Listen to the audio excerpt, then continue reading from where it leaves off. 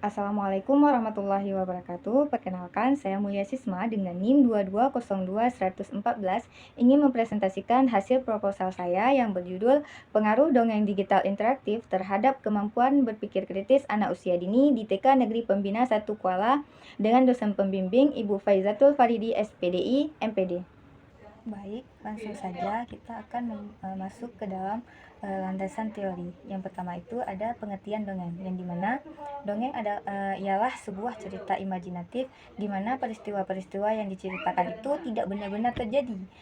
Istilah dongeng dapat diartikan sebagai narasi rakyat yang memiliki karakteristik universal dan dapat dijumpai di berbagai daerah di seluruh dunia. Dongeng juga merupakan salah satu jenis cerita untuk anak, dapat dianggap sebagai salah satu bentuk cerita fantasi. Dari segi panjang ceritanya, dongeng biasanya cenderung lebih singkat. Dunia cerita merupakan dunia khayalan bagi anak-anak. Dengan mendengarkan cerita, anak-anak akan memperoleh wawasan serta hiburan yang mengasyikkan. Dengan memiliki sifat dongeng juga memiliki sifat yang menghibur serta menyampaikan pesan atau nasihat yang berguna. Dongeng juga merupakan bagian dari prosa fiksi yang bersifat imajinatif, yang dimana terdapat serangkaian kejadian dan karakter-karakter yang hanya eksis dalam khayalan penulisnya saja. Kalau menurut Colin, ia menekankan bahwa bercerita memiliki berbagai manfaat, khususnya dalam pendidikan anak. Dongeng memberikan suatu kerangka pemikiran yang memungkinkan anak untuk membangun pengalaman mereka. Selanjutnya ada dongeng interaktif. Menurut Sumartini, Antara dan Makta, cerita interaktif merupakan salah satu cara yang mudah dan umum digunakan oleh pengajar di sekolah untuk mendidik anak. Pada umumnya, anak-anak suka dengan cerita, baik yang berdasarkan kenyataan maupun yang merupakan dongeng fiktif. Dongeng interaktif juga membuat anak-anak merasakan kebahagiaan dan semangat terhadap cerita yang disampaikan. Selanjutnya ada dongeng digital, yang dimana dongeng digital ini adalah jenis cerita yang disusun dan disampaikan oleh penulisnya langsung, yang dapat berupa animasi dalam bentuk film atau video klip, serta gabungan video atau gambar statis yang lebih sederhana dalam proses pembuatannya. Dongeng digital ini dipandang sebagai suatu inovasi untuk melestarikan budaya sastra yang disampaikan secara lisan. Selain itu juga, dongeng digital berfungsi sebagai sarana bagi penggunanya untuk membagikan cerita yang mengandung nilai-nilai dan pesan penting kepada generasi penerus, termasuk anak-anak usia dini. Dongeng digital adalah penerapan teknologi yang dirancang untuk membantu para pengajar mengatasi tantangan penggunaan teknologi di dalam kelas, sehingga dapat menghasilkan suatu hal yang bermanfaat, yaitu menciptakan cerita atau dongeng dalam bentuk digital. Selanjutnya ada metode mendongeng, yang dimana berbagai teknik dalam metode bercerita dapat diterapkan seperti yang diungkapkan oleh Isjoni. Yang pertama itu membaca secara langsung dari buku narasi. Yang kedua itu menyajikan gambar dari sebuah buku sembari melanjutkan narasi. Kemudian ada mengisahkan cerita rakyat. Kemudian ada mendongeng dengan memanfaatkan papan flanel, menggunakan boneka untuk bercerita, mengisahkan dengan menggunakan permainan peran. Kemudian ada berkisah dari majalah dengan ilustrasi. Kemudian ada menceritakan kisah dengan menggunakan film trip. Baik, selanjutnya kita akan membahas tentang kemampuan. Apa sih itu teman-teman kemampuan? Kemampuan itu ialah kepandaian yang dimiliki oleh seseorang.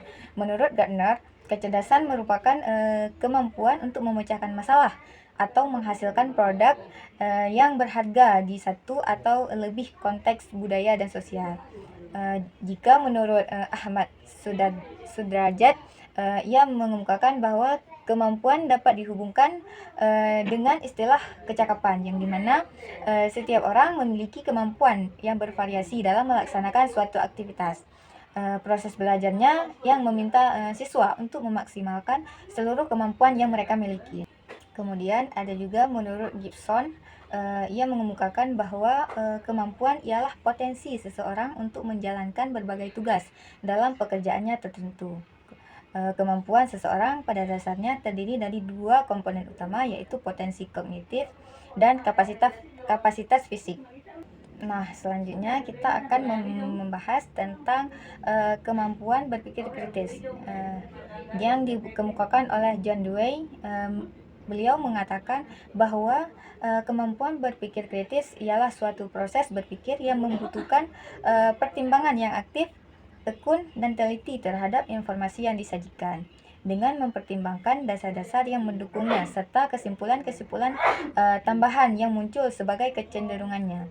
Kemampuan berpikir secara kritis pada anak usia dini dapat terlihat melalui pertanyaan-pertanyaan yang mereka ajukan, yang dimana seringkali orang dewasa menganggap bahwa pertanyaan tersebut itu tidak seharusnya muncul dari mereka.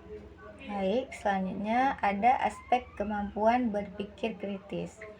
Mal Carter dan Dennis Taylor mengulaskan berbagai elemen yang dibangun berdasarkan komponen berpikir kritis ketika berusaha meningkatkan kemampuan berpikir kritis pada anak usia dini. Yang pertama itu ada mengajukan pertanyaan, yang dimana mengajukan pertanyaan ini merupakan salah satu langkah pembiasaan yang perlu dilakukan secara berkelanjutan dan ditingkatkan. Yang kedua itu sudut pandang seorang anak akan menghasilkan pendapat dan pemikiran yang unik bagi dirinya sendiri.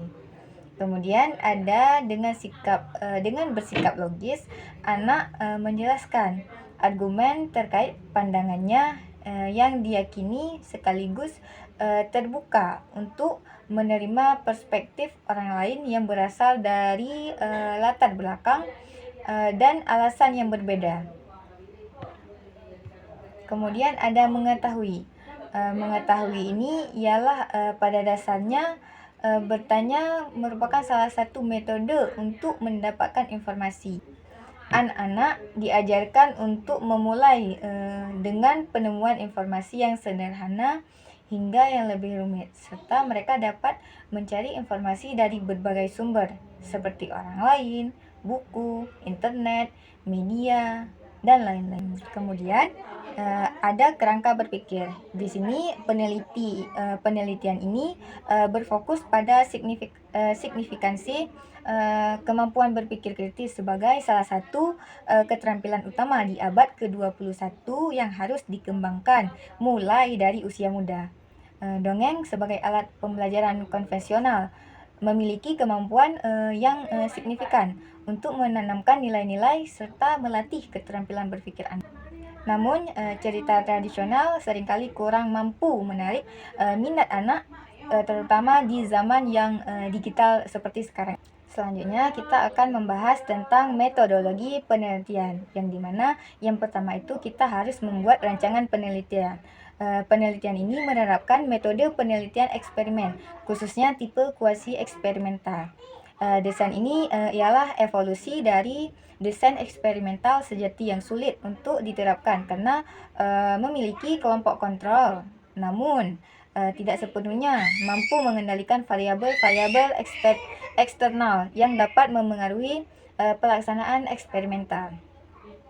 Jadi model dalam penelitian ini adalah pre-test, post-test dengan kelompok kontrol. Kemudian pada desain ini juga terdapat dua kelompok yang dipilih secara acak yang kemudian diberikan pretest untuk mengetahui apakah kondisi awal dan mengidentifikasi apakah terdapat perbedaan antara kelompok eksperimen 1 dengan kelompok eksperimen 2. Kemudian kita juga menentukan tempat penelitian. Nah, pada penelitian ini dilakukan di TK Negeri Pembina 1 Kuala, Kecamatan Kuala, Kabupaten Nagan Raya. Kemudian ada populasi dan sampel penelitian. Yang pertama kita akan membahas tentang populasi, yang dimana populasi dalam suatu penelitian ialah elemen yang sangat krusial karena menjadi sumber data yang berharga. Para pakar memiliki pengertian yang agak bervariasi satu sama lain, namun pada dasarnya itu memiliki inti yang sama. Jika menurut Sugiono menyebutkan bahwa populasi merupakan area untuk mengeneralisasi yang terdapat dalam suatu penelitian. Area ini mencakup objek atau subjek yang memungkinkan untuk ditarik suatu kesimpulan. Kemudian ada menurut Arikunto, beliau menjelaskan bahwa populasi merupakan totalitas dari objek yang diteliti serta mencakup semua aspek yang teramati di lapangan.